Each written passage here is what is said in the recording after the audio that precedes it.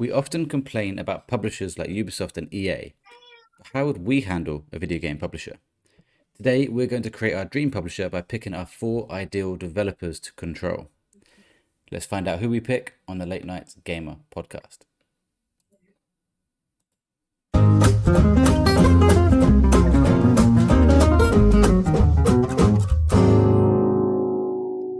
Welcome back to the Late Night Gamer podcast. I'm your host, Welchy, and I'm joined tonight by my co-hosts, Mr. Pop Figures himself, Andy. Hello, guys. Happy to be back. And yeah, very excited about this one. I feel like we've all got different sort of ideas of what this actual topic is about. So I'm interested to get into it and see what we've actually come up with. But yeah. And also joined by Mr. 10 out of 10, Stephen. Yes, hello everybody. Lovely to be back as always. And yeah, I'm interested to see what everybody's talked about because we literally had a discussion before this podcast, and I'm very normally organised with my notes. And how I came into it going, I don't quite know what I've got to do here, but I now know what I've got to do, so it's fine. Like the show will go on. It's sorted. We also didn't have much time to prepare for this, as in, I think we decided on this topic yesterday. Yeah. Yes. So we did, yeah. We needed a second topic for the week. We had a lot of different suggestions, lots of ideas, but kind of stuck on this one. I think it's a fun one. It's a fun one to definitely think about different developers and how you would pick your 4 and why you would pick those 4. Yeah, absolutely. I also think that like today, I remember I finished work. I was like, I like this, I've got to do. And then I started Life is Strange: True Colors, and it was only about halfway through playing. I was like, oh yeah, man, I've got to write some notes. But I was like, this. I've been trying to play Life is Strange all weekend and being ill. I haven't. So I was like, you know what? It's fine. We'll wing it. It's going to turn out to be an incredible episode. Hopefully it will. We've also got quite a few listener submissions as well today. So I'll be able to read those out later on too. So it is as simple as it sounds. We are the new heads of a new publisher. We've created a new publisher, each of us separate. We're not doing a combined one. And each of us are picking the 4 developers that we can buy. So all of them, every developer in the world is up for sale.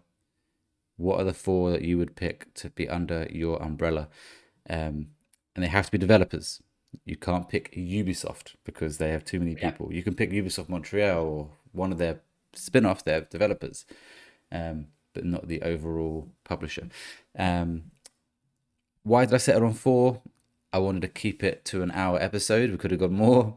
And 3 didn't sound enough. So 4, I think, is a good number. We'll see how we go. We might end up on the last few having to do them quite quickly, depending on time. But yeah, should be fun. We'll all give our reasons as to why we're picking each studio. Andy texted in the group chat saying, I don't think anyone's going to have my ones. So let's start. Let's start with Andy. I did put after that saying maybe. I'm not entirely sure. Big shoes to fill now. Let's see what he's got. What's your first one? I don't know which one to start with because I feel like I've been a bit niche with the developers that I've chosen. I haven't gone like for the superstars, I would say. Okay. Should you not introduce yourself by like saying what the name of your big publisher would be? Publisher is. I did message in chat earlier saying my publisher name is AB Games. Did I? AB Games. AB Games. Yeah. AB Gaming. Yeah. Something along those lines. I mean, you could easily just use our publisher names from the Fancy Critic draft. Yeah, could do. Yeah. But I didn't feel like that went well with mine's AB Collectibles, so I don't feel like I put the gaming spin on it. True. I'm assuming that also means that you're going 50-50 in the company with Beth, or are you just holding on to all the royalties yourself? I'm just taking all the royalties myself. Oh, shit. Using her name, she gets 1%. Yeah. 0.5. Nah, she can have a cut. Okay. I'm gonna go for Supermassive Games first. Interesting. Okay. And obviously, the way in which I've done this, I sort of chose my developers and what their next project would be if they were under me. Yeah. So welcome to Scream the Game, or the Woodsborough's Massacre, another name for it. Not completely decided on the title. Obviously, there isn't, as far as I'm aware, a Scream game out there already. Maybe a mobile phone one, but the cool idea, I like the idea here is that it's in the style of The Quarry, in the style of Until Dawn. Yes. Yes. Which we have not had in Scream version. You you've had Definitely. people that have created like mini sort of PC games. I saw this one that went around, I think maybe when Scream 4 came out, it was sort of a moment of you were in like the swimming pool area and Ghostface would come and stab you, but then it would be that. But we've not had like a fully fledged Scream single player, a bit like what we're getting with the Halloween game later this year. Love the idea. Would love this. Yeah, so obviously, like Until Dawn and Quarry, I've only played Until Dawn, so I'm going to go off that mostly. But it would be a sort of interactive story. This is what I've done as the sort of the main plot of the game, and obviously, if I was actually going to develop this game, I'd go into a lot more detail with what I was actually adding to it. But I've said you and 4 or 5 friends have just joined your first year at Woodsboro High School. It's induction day at the school with students, parents, and teachers. However, shots are heard and the school goes into full security lockdown for safety reasons. What you don't realize, this was all part of Ghostface's plan. Now trapped inside, you navigate areas of the school trying to unmask the killer. Is it one of the teachers? Is it one of the 5, 6 characters that you play as, that you're controlling? Can you unmask Ghostface, or do you die trying? And it also, so that's sort of the general concept of it. You'd be able to sort of navigate different areas around the school and sort of find clues. There'd be puzzles, almost a bit like Fear the Spotlight, taking some inspiration from that and sort of how you navigate around. And basically, the point of the game is, can you figure out who Ghostface is before they potentially kill you? I've put down this game could be sped run, so like Resident Evil can be sped run in a few hours, or it can be a long, more interactive game like Until Dawn, where it takes sort of 6 to 8 hours to complete it. So yeah, that is my first developer. I have a question. I mean, first I would say unbelievable work game. This sounds like a fucking great game, Andy. You need insane. to switch careers. You need to go into video game planning. You are in the wrong. Other ideas. You're in the wrong business here, right? You're going to make me and Welchy look terrible. My question is it have the same thing as what you have in both Until Dawn and The Quarry, like your choices then have an impact? It will have a butterfly effect on the story. And Scream. Yeah, there can obviously be multiple endings anyway, in terms of like, you could get caught and die. You could uncover Ghostface, that's already 2 endings. But yeah, depending on the options that you choose with other characters, that will lead to butterfly effects around other mini stories. Die in different places, yeah. So it's interesting because Scream fit like a super massive game absolutely perfectly. And when you were outlining that, I was like if someone from Supermassive listened to it, right, take that idea and run with it. Because if that was to be pulled off, that would be incredible. Yeah, I think more IP like this should be looking at games like this. I think a lot of people, like people not involved in games, think of games as like Call of Duty and like the standard stuff, where they don't realize there's so many different ways. Like look at Dispatch last year, like that kind of game can be done now. Yeah, there's so many different ways to do games that movie IP should be looking at that, thinking actually we could expand our audience so much. Sadly, profit from it as well. Yeah, and if they've got other Scream movies coming out, thank you. And with other movies obviously coming out now as well, it's easy to promote the game within films as well. Yep. Like they always do Easter eggs and throwbacks to like the original film. So very good choice. Interesting, Stephen. A lot to live up to now. Stephen's on the spot now. Coming in with nothing. Fuck, am I meant to like do one up on that? I will say I've gone in a different direction to Andy. I've not pitched like a game. I've gone a different idea. So you can pick yours in any way you want. I've gone a different direction. Yeah, I mean, I'm kind of flawed because I think that is probably one of the best like video game ideas for somebody that doesn't create AB games off to a great start. Yeah, I'm honestly like flummoxed by that. That's kind of taken my breath away. But yeah, literally. So I think one that I went, which is like it's probably so sort of obvious, and it's just because I'm dying for the next one. So I would love to take sort of ownership of Naughty Dog, but mainly because not only do I want Last of Us Part 3, but it means that I can then essentially not control, because I would leave that to lovely Mr. Druckmann, but I would have great influence over the story that I want to see from Last of Us Part 3, because I think that there's loads of you'd influence story. Interesting. Maybe not the story, but I think I certainly would be sort of looking at what made the first 2 games amazing and ensuring that was being followed, but also sort of like you have all of these conversations about what you want Last of Us Part 3 to be. You know, whether is it going to go back as a prequel, or are we going to get Tommy's story, which I know that isn't sort of a fictional take. Neil Druckmann said he had an idea for Tommy that takes place after the events of Last of Us Part 2, but he was like, that could be more either like a TV show, don't think that's going to happen now, or like a sort of a miniature game. Maybe when we do get Last of Us Part 3 at some point, that will be in there anyway. I know he said that he's got a concept for the third game and an idea, but obviously that was back in, was it 23 that documentary came out? 23 or 24? Yeah, where at the very end we get a teaser. But I think a lot of people have got loads of ideas about what they want to see from Last of Us Part 3. But I think by taking sort of Naughty Dog under my wing, by the way, I would call myself Bagley Incorporated. Sure. Big Bold Bagley Corporation is ready. But I think as well for myself, and I know Naughty Dog do I was about to say do this. You know, I would look at the fans and get as much research as possible and sort of find out what do the fans really want to see from this third and final chapter, because I would also make the decision that this is the last one. Yeah, this is the last chapter of the tree, which I think is going to be anyway, but just to stop this whole notion of let's do more. No, this is the end. Because I also know that Naughty Dog have got that sort of in their mind. I still think that there's a bit of that feeling of like Part 2 was a great ending. You know, if we didn't ever do another one again, they've already come out and said, fine, they will do another one. I don't know when that will be. And I also think that what I would actually love to see from Naughty Dog as well is, and I know we've had this debate as well, a proper Naughty Dog horror game, not this whole action. I want to see Naughty Dog go to the real depths of like an Outlast or an Evil Within, but because they're so great on the story front as well, I would try and sort of take maybe like a little bit of influence from like Resident Evil, Evil Within, Outlast, with the amazing story work that they've got at Naughty Dog. And after The Last of Us had wrapped, that would be kind of where I would want to. Well, they've already done horror, haven't they, with The Last of Us?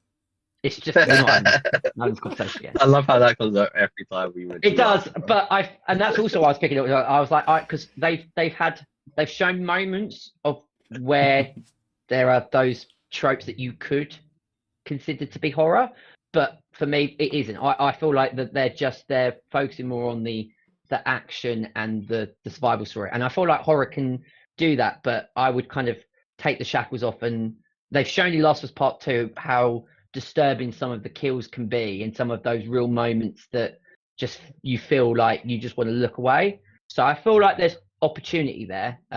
Or you go back to the other route and you go down a more family friendly. So that could be something later down the line, or take Naughty Dog back to like a family action like an Uncharted, or you know, maybe do something with Crash or something along those lines. I feel like you'd have a lot of fun having Naughty Dog under your wing, not just because you know you're going to make an amazing game, but also I think that sort of, and even still, I would be having to, I don't have a concrete answer of what I want to see from Last of Us Part 3, if I'm being brutally honest. I have so many different ideas. I don't know if you like are the same, Welchy, in terms of like what you actually really want, whether we get a continuation of Abby's story or Elliot, anything like that, you know.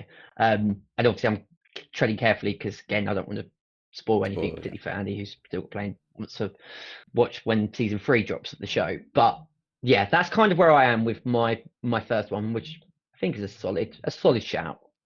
I knew one of us would take Naughty Dog. It's the obvious, I say the obvious one, but you can't go wrong picking them. They're going to produce you a good game. It still sounds really shit compared to what Andy has just said. So yeah. Andy come with the ammo, yeah. Yeah, he did, definitely. So my publisher would be called Gingers Can Fly, which is a rip-off of the People Can Fly studio. I've not taken People Can Fly. They're not one of my choices. I am sticking my first one with Hazelight Studios.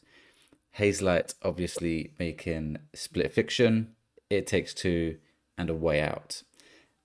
Can't go wrong with that pick. Obviously, my reasons for it is they are the masters of co-op. I think it's a niche which is just going to keep getting better and better. People are going to want that experience more and more. Me and Andy just played Reanimal, not from those guys, but those co-op experiences are being more and more sought after. And Split Fiction was one hell of a game. It's lucky we didn't do that rule. You picked them as well. Yeah. Yeah, this was the first one that came to my mind, which is surprising to me. But as soon as I thought of it, this topic, I was like, I'd have to have Hazelight. It's on the shout. What I've also done with picking my 4 studios is, in my mind, I'm thinking, right, I want one game a year, one big title a year at least. Yeah. Which is why I didn't go down the Naughty Dog route, because I don't think they can make a game in 4 years because they're too big. Yeah. So I've kind of gone with studios, and they have made, between It Takes Two and Split Fiction was 4 years. Between A Way Out and It Takes Two was 3 years. So they're in that 3 to 4 range. So I'm good of saying, look, I just need you to pump out a game once every 4 years, make it in the same level of It Takes Two and Split Fiction. We're good. I would trust them to do what they want with that. I would be there to advise them, but I'd be like, look, you've done as good so far.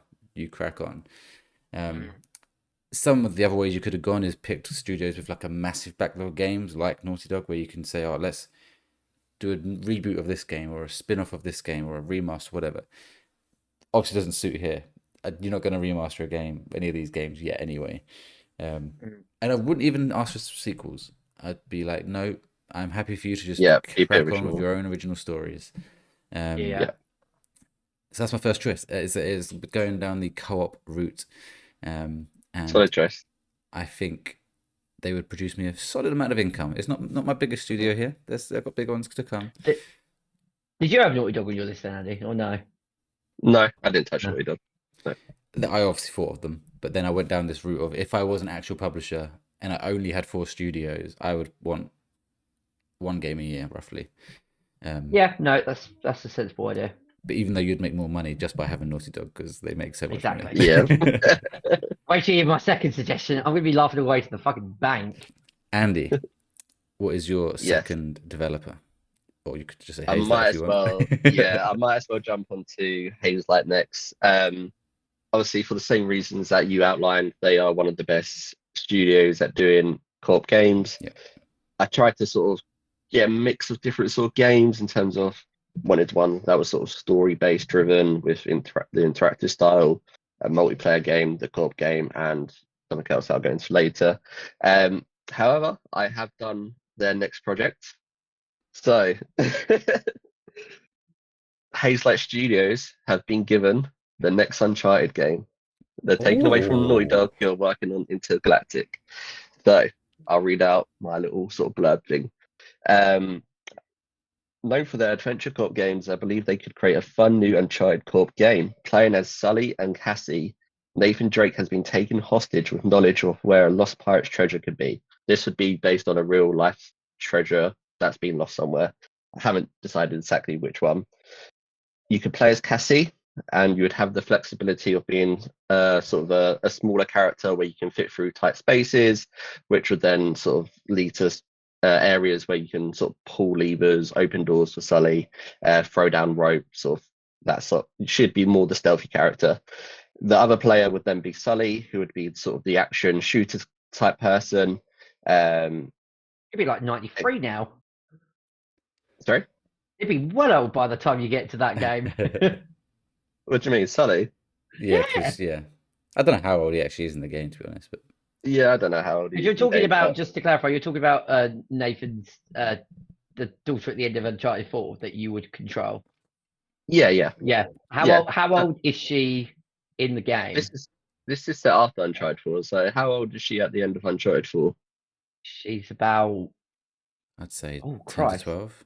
Yeah, I would say about 12. So depending on how old Sully is, maybe like 5 years later, because then she'd be around 17. Yeah. Okay. So yeah, as long I don't know Sully's age in the game, but yeah, if that I think if it's 5 years after the event of 4, then yeah, that's fine. Yeah, I'm not going to say obviously it's set 30 years later and he's fucking 100. I'm just double checking. But yeah, he would be the shooter. So obviously you'd have to make a choice on whoever you're playing with, which character you'd want to sort of be. As Cassie, she can sort of stealth around and like move barrels into place. So like, for example, if she wouldn't have a weapon, but she'd be able to move like dynamite into place so Sully can shoot it and that would take out enemies and blow up doors. So yeah, I would task them that they've shown what they can do with Split Fiction in terms of sort of how well they can do co-op together. I think if they've done an Uncharted game, they can add new sort of features to it and expand even further on the mechanics that they had in Split Fiction, especially with some of the mechanics that Uncharted already has with like the swinging on the rope and sort of the sliding down hills and mountains. I feel like they can make that a lot funner as a co-op game. So yeah, that would be their next project. I mean, it's a good one. It's going to sell. I personally prefer the Scream idea just because that suits perfectly. But I mean, my only, I mean, I think never miss. It's a good idea. I think my only, if that were like to actually transpire, my only reservation is, and because like in Split Fiction, one of the things that was marked down was its story, and because the Nathan Drake story from the Naughty Dog side is so good, they would have to have a really strong engaged story. Otherwise, for, like hardcore fans of the series, although the co-op mechanic would be really good and something that the series has never seen before, they would have to create their best ever story, better than any of their other IPs to that point. But if they could master that, great. But that would be your only like Bible. That's what I'd be like, guys. You've got to like write a really, really good story. Even though I didn't mind the story of Split Fiction, but if you compare that to the stories in all 4 of the Uncharted games, it's not on the same planet. So that would be where like the Scream, you're home intro already, because everything that a Scream game can do, assuming that's bread and butter for them. So not an issue. So that would be my reservation. But outside of that, great idea. It'd be funny if like these games get announced tomorrow. Like, to say that like you've got like your fingers in different pies. honestly, the Scream one, it would not surprise me if it ever got announced. That was like a genuinely good idea. I think if like the Halloween game does incredibly well, it makes it more likely. If that explodes, then you look at other massive still different horror types villains. of games though. It is, but it might not be something. Scream to go and do something. Yeah, and it might not be from that developer, but it could open the door for a proper story-driven Screen game at some point later down the line. So what's your said that weird? What's your second developer, Stephen? Is that so obviously I've got my big Naughty Dog on one side. So I've looked at another developer that is very close to my heart. One that I have given a lot of money to, so it's only fair that they give me money back. I would like Epic Games. I'd like to take control of Epic Games for a number of different reasons, right? Because Fortnite is in my bad books at the moment for some of the stupid things that they're deciding to do. So they from the 19th of March, they're increasing the price of V-Bucks, which I don't know if you're aware of this story. And they're going to make, if you've got like the Battle Pass, you'll get less V-Bucks. And they said that it helps pay their bills. Well, sorry, the amount of V-Bucks that you're getting every single fucking day, mainly from me, but probably everybody else in the goddamn world, like, you pay your bills, right? You do not need to increase the cost. So by me sort of taking control of that, I would make it a much fair and essentially give the fans, for people that find issues with Fortnite, I would fix all of those problems and take it, because I still love Fortnite, but I know a lot of people used to love it when it first dropped. My aim would be to bring the core OG audience back to Fortnite and to make them stay. How I would do that, that's a work in progress. I'd have to speak to lots of different people and get lots of ideas, but that would be my ultimate goal. I would also get Fall Guys back to its absolute roots, because Epic Games took it and they're not doing anything with Fall Guys. There's so much potential to that game. And I know you could argue that Fall Guys hype was there in 2020 and now has fallen away.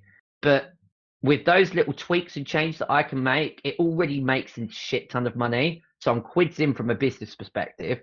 So my aim wouldn't be worried about that. It will be about making those games more of a quality. Also, I know because Epic Games, they publish like the Alan Wake. This is where I'm a bit dodgy on this one, because they're technically but they developed Fortnite. They did. So technically that counts. You are not allowed the games they published then. Right. But Okay, that's fine. Because my next point would be of like expanding on that, but obviously I would only be getting involved in the development side. of like a Fortnite and Fall Guys, which is mainly my two big sort of, source of income coming in. I suppose I could also task Epic Games with developing a new IP, something completely new, Yeah, if I but wanted you've got to to. keep that Fortnite train rolling, and that's going to take a lot of time and money. Yeah, Um, I mean it's a solid idea. If oh, you've got like it's a say guaranteed money you've got, income. you've got Naughty Dog and Epic Games, and I just think as well that sort of even though I love Fortnite, I'm not slating it, but I still look at Fortnite and think that there's so much more that can be done. It's mainly more so when I was thinking about it, I was actually thinking more about the Fall Guys perspective because I was so excited when Epic took the reins of that, and what they've done with it is nothing short of a disgrace, really, to be brutally honest. I don't know. I don't know if we can give you Fall Guys. Fall Guys was developed by Mediatonic. Oh, you've I not lost buy some guys, Epic bro. Games purchased or bought Mediatonic. This is a grey line here. I Oh, don't know what you think, yeah, Andy. he's pushing boundaries this one. Yeah, you've lost I've Fall got Guys. You can have well, Fortnite.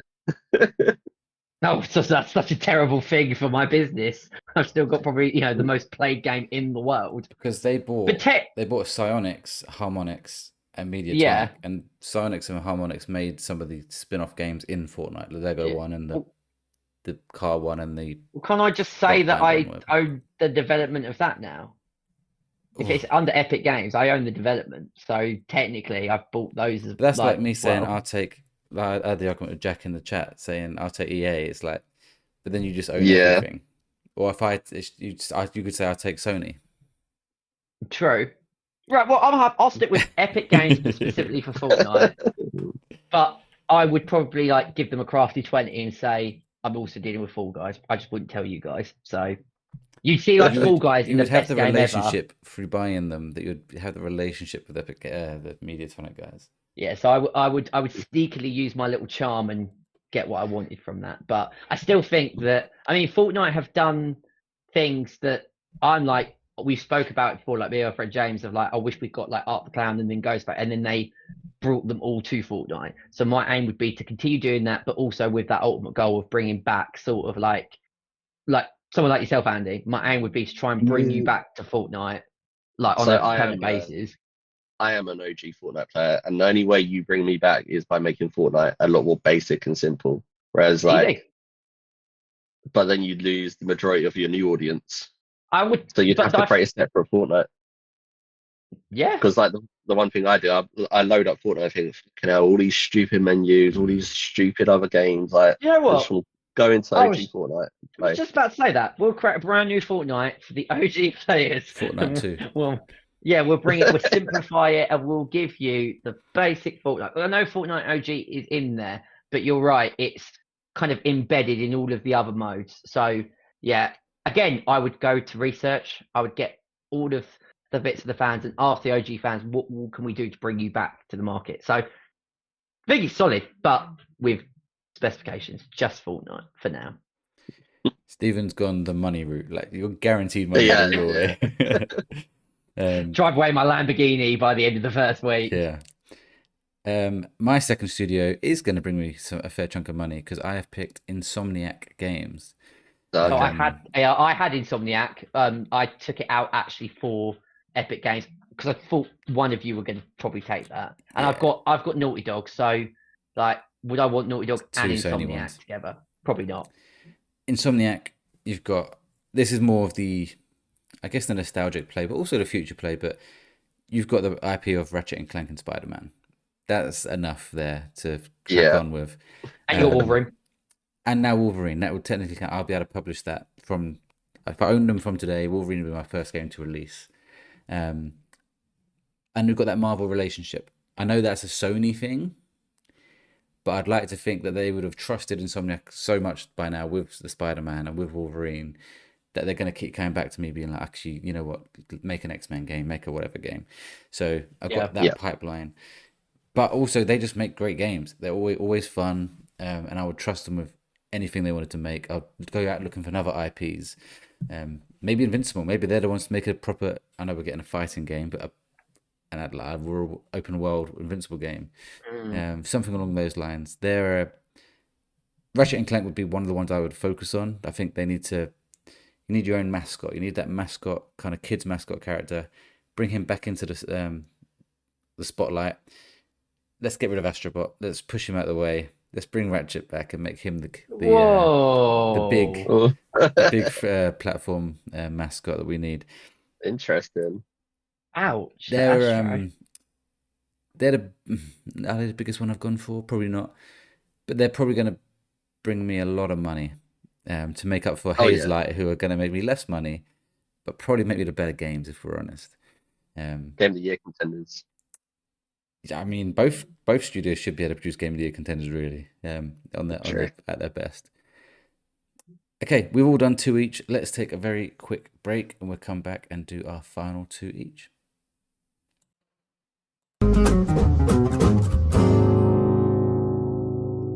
Welcome back to the Late Night Gamer podcast. We are creating our own publishers by picking 4 developers each. So far, I have picked Hazelight and Insomniac Studios.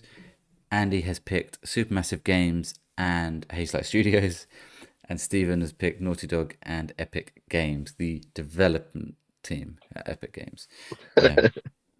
Andy, let us know your third developer. Well, I'll save the best until last. And since you mentioned a open world Invincible game, I'll go with my next project.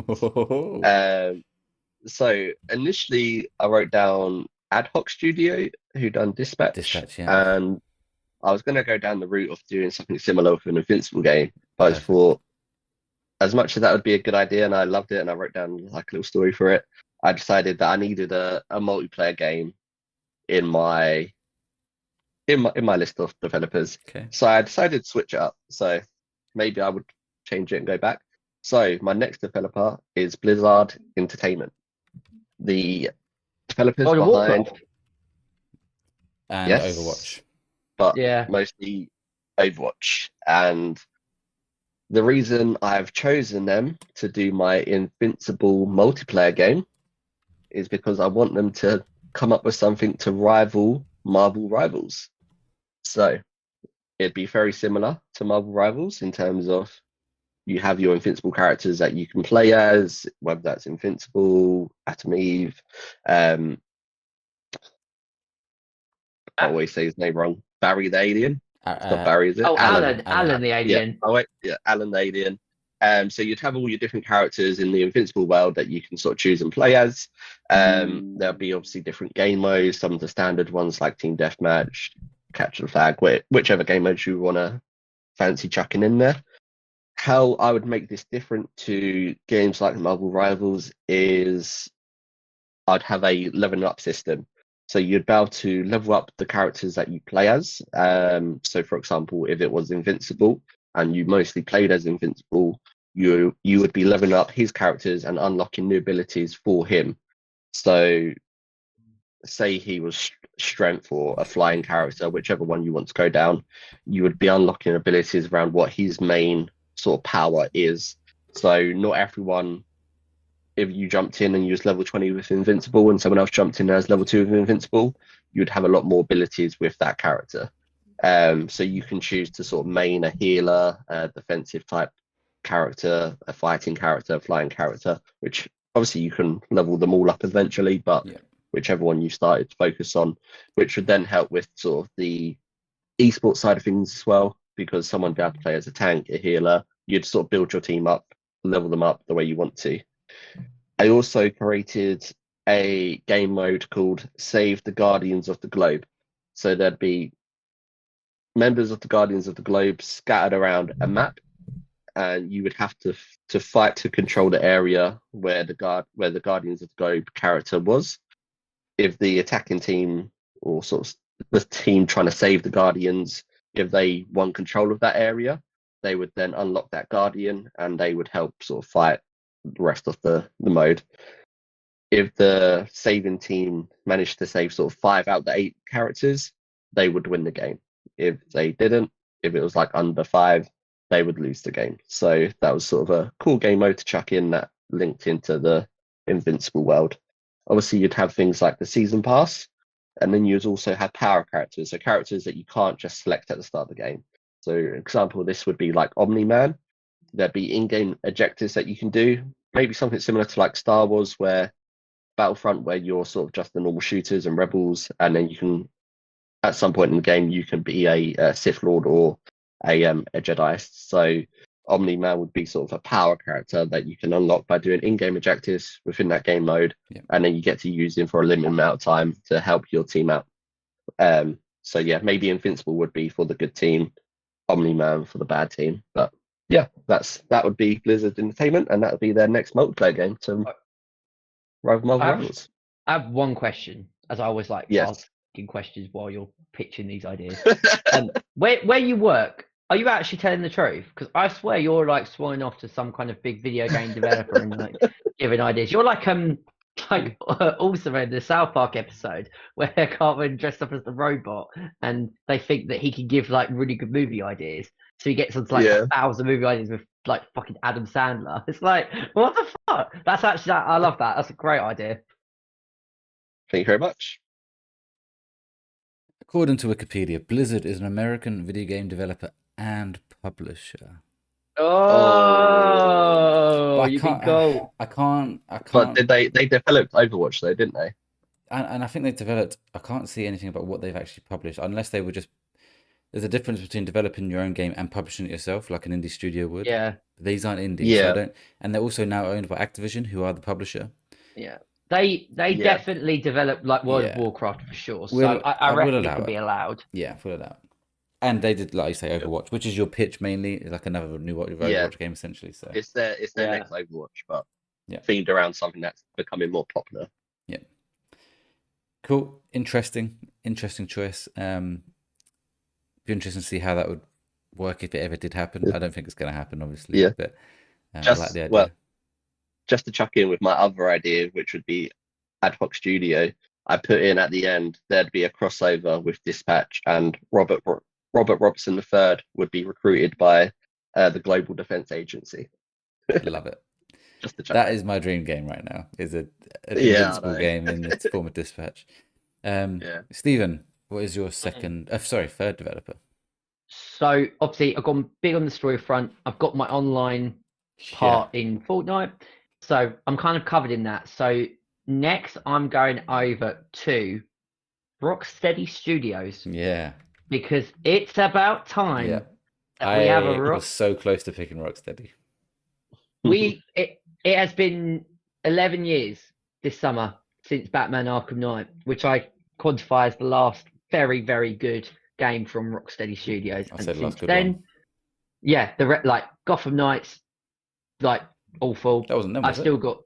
It was published by I always feel like they're part of it in some way, or they Rocksteady was Suicide Squad.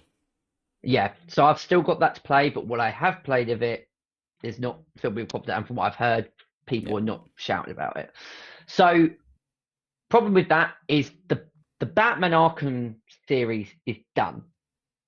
They're not gonna touch that again. I did kind of contemplate if they could get the rights to Invincible. Mm-hmm. Could they do a story-driven Invincible? It's kind of one of the things that I was thinking about. Or the other alternative potential that they could do, because obviously it's Warner Brothers and with the DC connection, could they go back to like a throwback of the Frank Miller Batman, sort of like the 80s, 90s, like the actual Dark Knight? I know they kind of did that with the Arkham games, but could they do like a one-off, but in a completely different story? Difficult though, because of Kevin Conroy, like let's say, no longer being here. So I feel like it's a bit of a grey area. I was trying to think of like the other potential superheroes from the DC side that would be worth kind of doing a game. I did maybe think of like a Superman game, but a really dark version, because the last Superman video game I think we had was Superman Returns on like the 360, and I mean, the less said about that game, the better it is. It didn't land. So maybe like because obviously with James Gunn now fronting with Superman being popular, that could be an interesting take. I feel like whatever Rocksteady Studios would do, I want them to go down the dark route. It needs to be dark, it needs to be gritty, which you could easily do with Invincible. Yeah.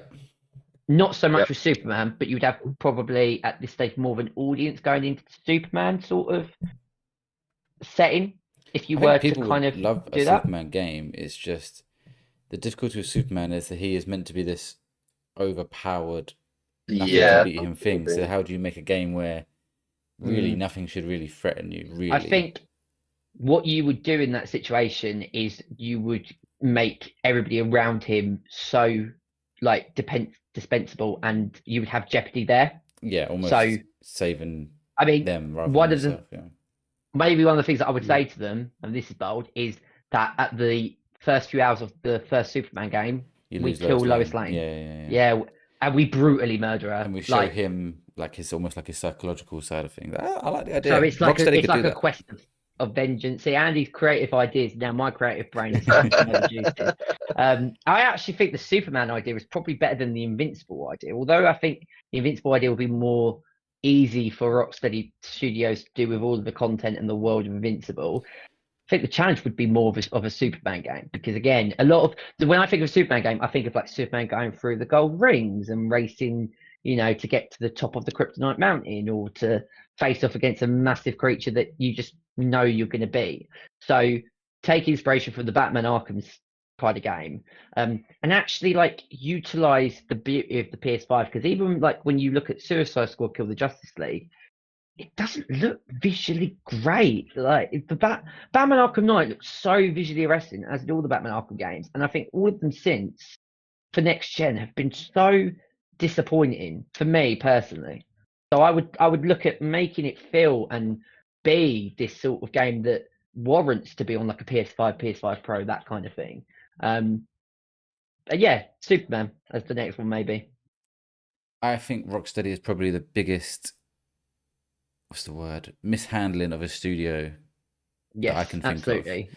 How they went from, I know they would have spent time developing Asylum before 2009, but easily within a 10-year span, they released Asylum, City, and Night. I know games take longer to develop now, but they were on such a roll. Yeah. And then 11 years later, they released Suicide Squad, and no one likes it. It's like, what the fuck have you done? Like what are you? What happened? So I think I'm desperate for someone to buy them. I don't think Warner Bros. Ever sell them unless they do a mass sell of everything they have, which is definitely a possibility. But Rocksteady needs saving before we lose Rocksteady, which is. And Bagley Incorporated is here to save the day. My only other one that I've just thought about is that we had sort of a Watchmen like End is Night Xbox 360 game.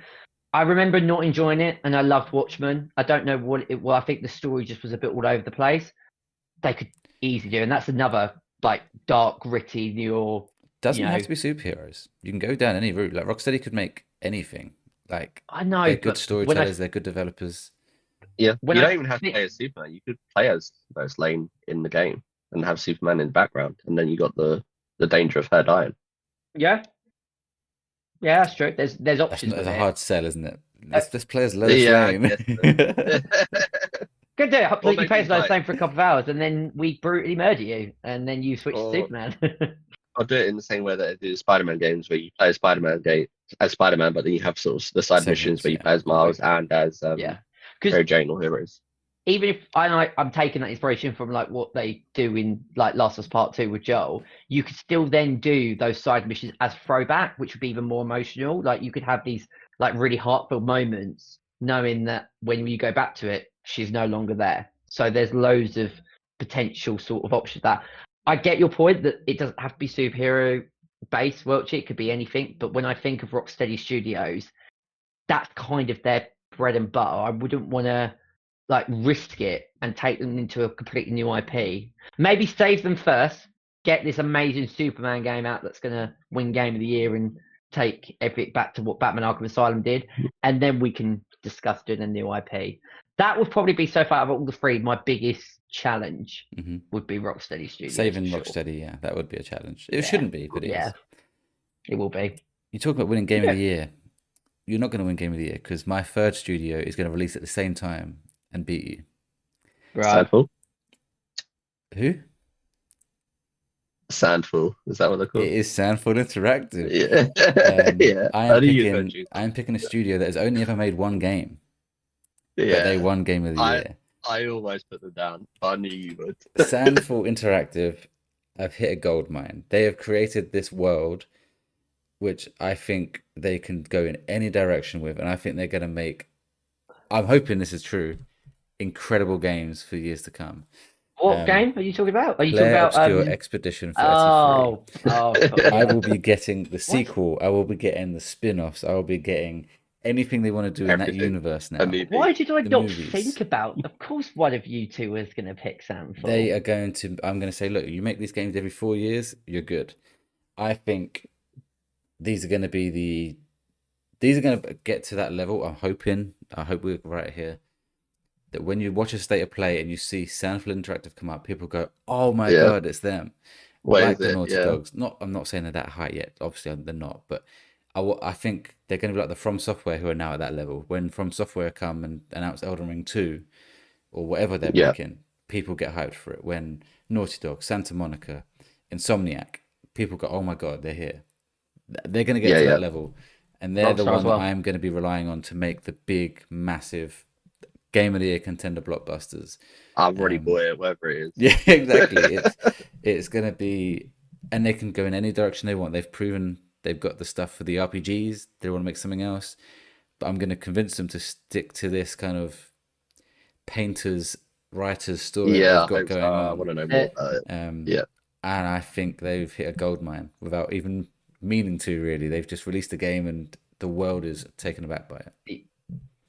There's again one risk. They've made such an amazing game to do that again and that I agree. They've got no other evidence. So, but if you get over that, you'd have to basically wait for the next game, and then that'll be your moment of, is this going to hit the heights of Claire Obscure? It's the biggest risk if in you terms get over of that. I've got no backlog here. Like this, I've got nothing to fall No, back on. Like if this goes wrong, exactly. I can't go to Crash Bandicoot like you can Naughty Dog.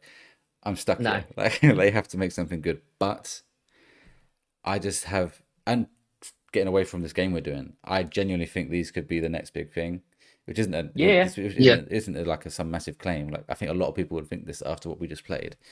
So this was not the easiest pick because again, a lot of mine have got history or at least some history to fall back on. But I had to take them. I completely get that, and I think it's a bit like when I don't know, a movie director bursts onto the scene and directs their directorial debut and it wins like, I don't know, best picture at the Oscars. Yeah.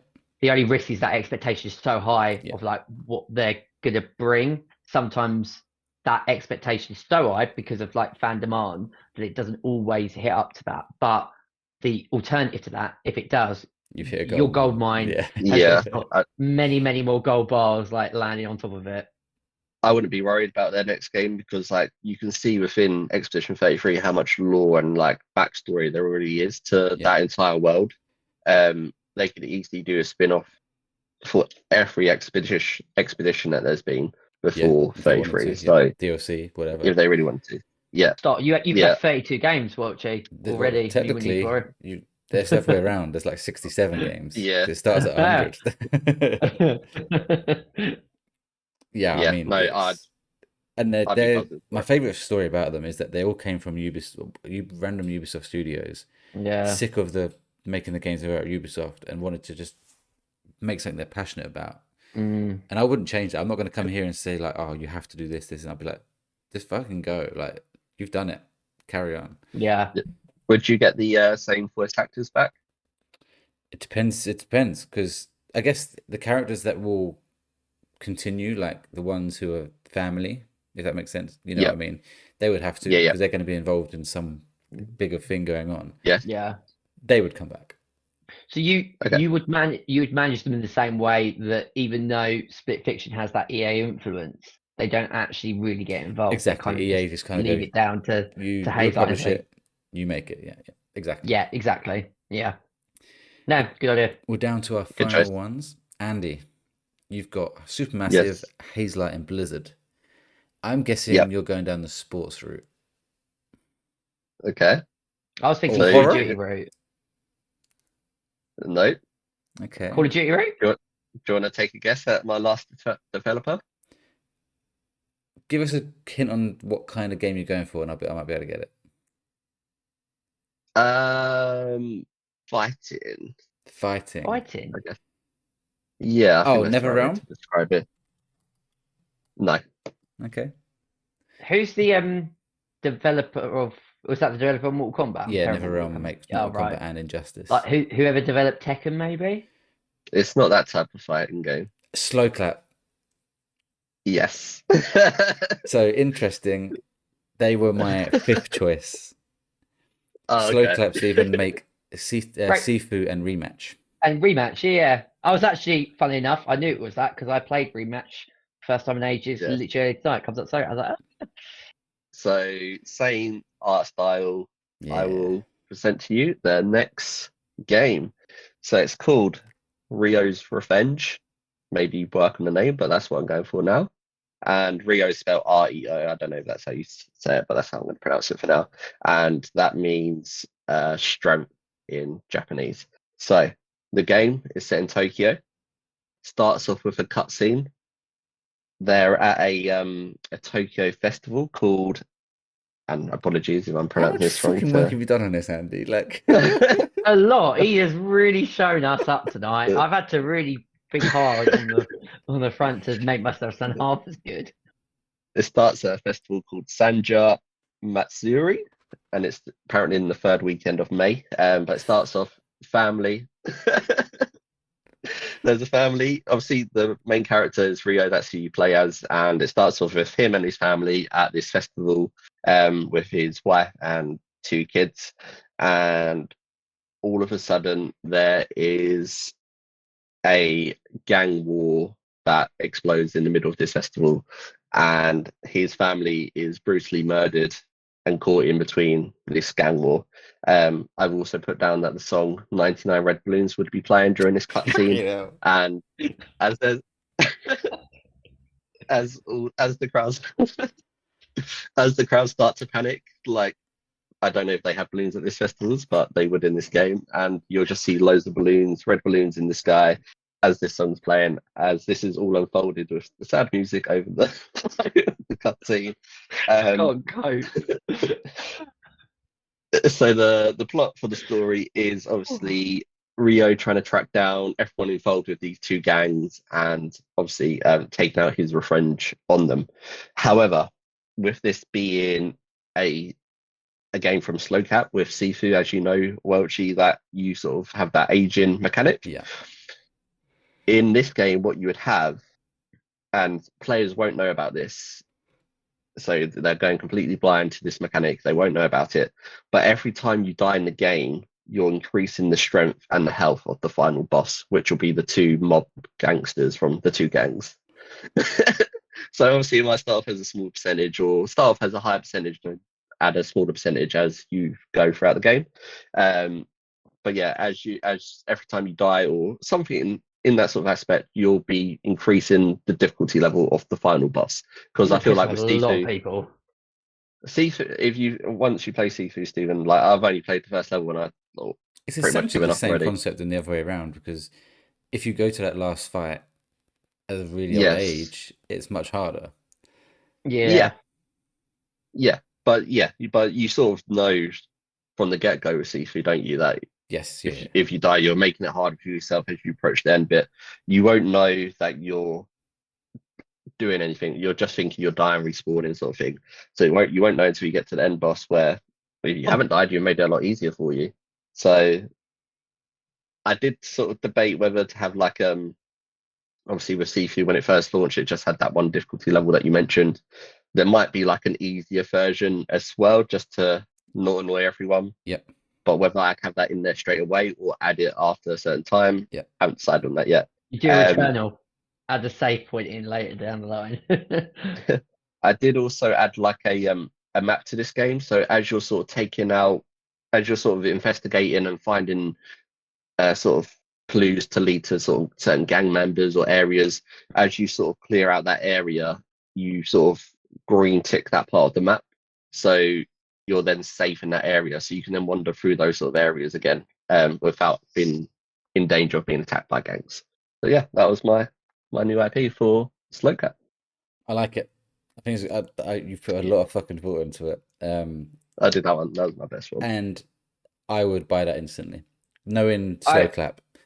Even if it's not what I'd want in terms of, I just want Seafood 2, to be honest, or like another version, but it's as close to it as I can get. I'd be like, you know what, I trust him, I'd do it. I love it. Yeah, great especially choice. after Rematch. They changed their direction with Rematch, so you can trust them with different games. You now know if they introduce something new, you're going to try it. Yeah, 1,000,000%. And you've got Rematch as well. Exactly. Two things of that. Can you add some Arsenal players into Rematch, please? No. That'd be great. And also, I think I would buy it just for the 99 red balloon section on its own. That is the most incredible and funny thing I've ever heard from a video game concept from somebody that isn't a video game designer. Which I'm like, I want that. I want to have that moment play out. I think that is fucking incredible. The amount of like bits on social media. Can you imagine all the TikToks of people just losing their mind to that opening sequence? Honestly, it's a very emotional start to the game. Oh, that sets it up. You're living like a double life. I'm telling you now. you are not who you say you are, Andy. No comment. Stephen, what is your final development team? So I have, because I've got two heavyweights, I've kind of lead you down a garden path is saying that I'm all about the money, because I've got two that are like, I'm breaking it in. One that I need to save. My other one is one that I just they don't need saving, but I'm frustrated. Bit similar to Rocksteady Studios. I've gone with Telltale Games because I love Telltale Games as a developer. Obviously, you've got like the Walking Dead series, which I regard as one of the greatest point-and-click games I've ever played. The Wolf Among Us, Batman. I know you've got Game of Thrones in there as well, which I haven't played, but I've heard good things about. There's loads that they've done. Couple of things. Wolf Among Us 2, that was announced in 23. It's now 2026. It was before that, wasn't it? Maybe it was 23. It might have been even earlier, but we are still no further forward. They were at crunch, and that was the last we've heard of it.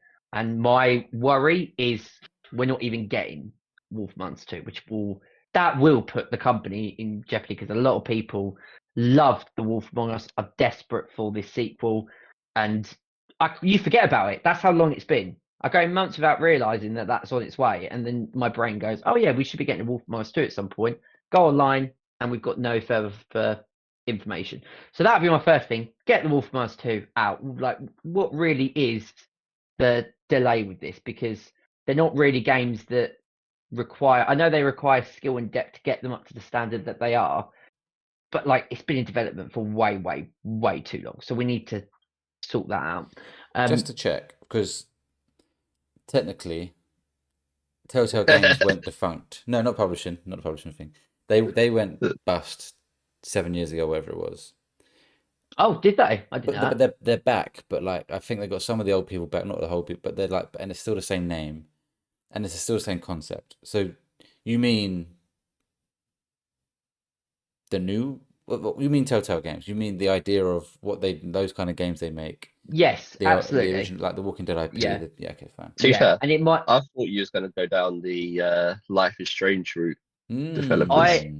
I was thinking that, but then I'm only playing game number 4 of theirs. I've got 2 other games on the way, and then Double Exposed. So I feel like I want to play all of them before kind of offering new ideas, because I could offer something and then you go, oh, well, they've already done that, and I don't want anything to be spoiled. So I was like, just for that case of I don't want to ruin anything, but also I can't think of anything new that they could do until I've done all of their work. Like with Telltale, all of the games that I really wanted to play, I've already done. Mine's I need to finish off the Batman game. But what I'm saying is I've got more of an affiliation because I've done more and spent more time with it. But I was thinking about that studio massively. I was heavily thinking about what they could do as a new IP. I feel like with Telltale, though, again, there's so many different options. There's so many different genres that we could go down. Yeah. You know, we could do like horror, we could do thriller. I mean, do you know what Telltale would do? I would love like a Kill Bill. Well, or it's Invincible. I'm thinking of like a Kill Bill video game, Pulp Fiction video game, something that from Quentin Tarantino, Hot Fuzz, Shaun of the Dead. Like They're we've similar had to obviously, Supermassive in terms of you could pretty much fit any IP into them yeah.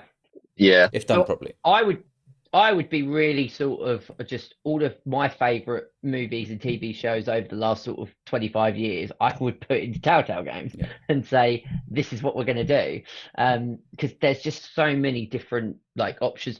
28 Days Later as a video game, Telltale version. I know obviously they've done The Walking Dead, but we could do that. We could bring in the alphas. We could literally do a lot of stuff like that and add some originality to it as well. We could even get people like Alex Garland on board because we know that he likes video games. He was a massive fan of Resident Evil. That inspired him to write 28 Days Later. So I feel like Telltale would be my developer to sort of scratch my love for movies and turn them into video games. And that's probably what, and the more we talk about it, it wasn't really what I was thinking about, but now that sounds like a fucking great idea. I like that. Yeah. A lot. So maybe one of these, when you do it off the cuff, you come up with genius ideas. So yeah, that would be sort of, I'm not saving, but I think by doing that, and I would strike deals with movie distributors to get the rights and get, like, if I was going to do a 28 Days Later video game, I'd get Cillian Murphy in, I'd get Naomi Harris, I would get all of the cast so it felt authentic, because what you wouldn't want is playing like that and then getting sort of cheap second rated actors, because as we're playing it, we're going like, oh, this sounds nothing like Jim, or this sounds nothing like X or Y. So that would cost a fair bit of money, but then the money I'm making from Epic Games day in, day out, like, that's fine. We've got the funds to be able to turn it in that way. I don't actually think we're ever going to get anything quite like that, but that would be the ultimate dream. Yeah. Good choice. So I'll round us up with my final pick, and bear with me, okay? Because just checking. I know I've been saying no publishers. I've done my research. Yep.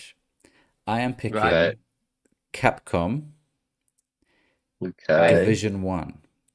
So Capcom is a publishment company, yes, but they also develop games, and they have subsidiary companies which they call divisions. I've done the research, unless Google's lying to me. And they've got 4 divisions: Division 1, 2, 3, and what they call Pachinko, which is like slot game. I don't really understand them, but like stuff that they probably like in Japan that we don't really have much here. In Astrobot, I think they call that Pachinko, where you have like the machine where you put it down and the ball comes out. Yes. I mean, okay, yeah. Division 1 are responsible for Resident Evil. Okay. The biggest horror video game franchise in the world. Yeah, I can easily say that. They are responsible, in particular, I believe the particular division was set up around the time that Resident Evil 7 came out. So we're talking from then on. When they've been absolute monsters of what they make. Including Village and including Requiem, which we reviewed earlier this week. Even though we haven't actually reviewed it yet, Stephen, because we're doing this the other way around. For people listening, we have already reviewed it. Apparently, they're also responsible for Pragmata. So this is a big-ass division, a big-ass development company that are making multiple games. Really? Apparently so, according to this website. Tell you what a great year they're having. From you want to hope you're right. I want to hope I'm right. Someone in the chat is going to be going crazy at me right now. If I am right, then yeah, what a year it's going to be for them. But also, they also have Devil May Cry in their wallet. They've got what was the other one? Is it Dragon's Dogma? I'm not a massive fan of those games. I never played them. But they've got more than just Resident Evil in their catalogue. But I'm buying them for the Resident Evil. I can remake the ones I want to remake. And I've got Resident Evil 10 to come. In every 4 years, a new Resident Evil game comes. Perfection. I've got the horror down. I've got the co-op down. I've got Insomniac down with my like fun kind of superhero-ish kind of games and Ratchet. And of course I've got my massive story game, RPG games from Sandfall. So I've got no multiplayer. I've not gone down multiplayer route. I've got no sports games. My passion is the single player story driven games. Yeah. And mainly for myself, but having that basically that one, I mean, if I was going to pick one multiplayer game, I'd pick the biggest one in the world. So that kind of makes perfect sense. that the rest of them are all story based. I suppose with Resident Evil, particularly from what we've seen with Requiem, you now have seen that you can go as big as you want in terms of bringing multiple people and places, and you've got all of that at your disposal. Spin-offs. So that's A lot of the spin-offs haven't been good, but I'll change that. I'll be like, no, we're gonna make some good spin-offs. Yeah. And Do you know movies, I'll make good movies finally. Stuff like that is. Oh yeah, because the Resident Evil movies have been terrible up to that point. It could be a We'll good see one this this year, year. won't we? Yeah, it could be a good one this year. Yeah. Yeah. And It's I've a got banker. copies of the It's director. my one kind of where every 4 years you're going to get another sequel, and it's going to be it'll rate the money in every year, 20 million, however much it makes, 20 million copies, whatever it sells. Smart choice. If you wanted to hire like my story expertise from Bagley Incorporated, one of the spin-offs you absolutely could do is a throwback to the Baker family from Resident Evil 7. 1,000,000%. That would be probably number one, is the Baker family. That would have to be number one in terms of spin-off. They need more love. Just to chuck some out there, because originally I had the Coalition in my list. Yeah. I removed them for Capcom. The Coalition making the new Gears of War games, but they're also considered the experts at using Unreal Engine, which is actually made by Epic Games, so Stephen would have that as well. But they're kind of like the development team that Epic give them it first and be like, make something for us, like make a demo for us. And I think they made the Matrix demo. So they have that expertise in there. I had Respawn, who made Jedi games and Apex Legends, which would be kind of like obviously I haven't picked them, but would have been my like Battle Royale entry. And I had Rocksteady and Slow Clap, which you two already picked. Because they are also excellent studios. We do have some listener comments to chuck in before we go and finish the podcast. So, as I said, I had a mini debate with Jack on this. So, Jack wrote in saying Larian Studios, who made Baldur's Gate 3, he would make them a Baldur's Gate 3 styled Game of Thrones game, which sounds like Andy's dream. And finally do the IP some justice in the gaming world, which is, like you just said. Game Freak, which I didn't think of, and it's a great shout, because obviously they are the Pokemon developers. Even though Wind and Waves looks good, looks like next gen Pokemon we've been waiting for. When they work for me, they would publish. It would definitely be next gen. So I'm guessing he means he would publish on all consoles. So whatever PlayStation, like God of War graphics on playing Pokemon. Crazy. He actually picked the Coalition. Give me Gears of War 1 to 3 all remastered with Gears 5 visuals and I guess gameplay, with a joint multiplayer of all characters and maps from the trilogy. So he's gone down a nostalgic route there, which would obviously sell like hotcakes. Yeah. And this is where we had the disagreement. He said EA. And I was just like, you can't just say EA. Yeah, way too big. That's like me saying Sony or me saying Xbox. And then we settled on he wanted EA Sports. So he'd have the rights to the FIFAs and whatnot. That's kind of what he was thinking, because it'd be EA Sports FC would be the money developer. Yeah. We then had Ben write in with his 4 studios. He said Quantic Dream, which is a fantastic choice. Again, along the lines of yours too with Supermassive and Telltale. Quantic Dream obviously making Heavy Rain and Detroit. He wants that for his heavy story games. He then Bethesda Studios, and he made sure to say the developer, not the publishing arm of it, who obviously make massive games such as Skyrim and Fallout 4 for his open world games. Treyarch for multiplayer shooters, which I thought was a good choice, probably the better one of the Call of Duty developers. And this is one I cannot believe I forgot. Playground Games, developing Forza Horizon games and Fable. Fuck me. Yeah. I can't believe I forgot about them. That's having a great shout. Obviously, we don't know how good Fable is yet, but still. Ben mentioned Treyarch, so one of the ones that I took out actually for Rocksteady Studios. I did have Infinity Ward down. Yeah. I was kind of toying on basically making sure that all of the developers, if I could take all of them just away from Activision and just bring everyone into a room and say, let's make a really good fucking Call of Duty game away from the bollocks of Activision. Yeah. And that would solve all its problems, but that's like a cheat, really. we did also. You guys haven't seen this because he messaged me privately from James, Okay. and I've only just read it, and I'm gonna have to have some. We're gonna have to have a conversation about one of them. So he has said Naughty Dog, good Yeah. choice. Yeah. He said Bethesda, and I'm gonna take that as the same as Ben, as in like the Skyrim and the Fallout studio. Yeah. And Insomniac, again, already been spoken about. He said Rockstar. Again, I guess they are a developer. Well, Rockstar North are the developer. Rockstar Studios is the publisher. Yes, exactly. So we'll just say he wants the developer of GTA. That's the yeah, pretty much. which is again the money baker. Well, not only that, he's got Red Dead, LA Noire, so LA Noire 2. LA Noire wasn't technically their game. Oh, it's not No.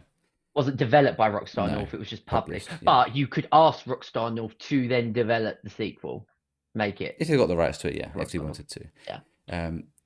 Well, I'll do. Cool. Max Payne 4. I need to quickly shoot, so I'm going to quickly wrap it up. Thank you all for listening to this episode of the Late Night Gamer podcast. Hope you enjoyed it. Let us know what you thought of our developer choices, who had the best team between me, Stephen, and Andy. Let us know in the comments or tag us on socials at the Late Night Pods. You can also join our Discord using the link in the description to be able to get your messages in before we record our episodes. If you enjoyed the episode, please make sure to follow and subscribe wherever you are listening. And if you're watching on YouTube, don't forget to like the video, subscribe, and ring the bell so you never miss an upload. Speaking of which, next time we will be having our second episode of the 2026 video game quiz show. Trust me on this one, you don't want to miss it. That's all I'm going to say. Until then, thank you for hanging out with us tonight. I've been your host, Welchy, joined as always by Andy. Yeah, thank you as always, guys. It's been a pleasure. And keep an eye out for my games over the next few years. And Stephen. Yeah, been a pleasure. And Baggy's Corporate is coming to you soon. Thank you all for listening, and we'll see you next time.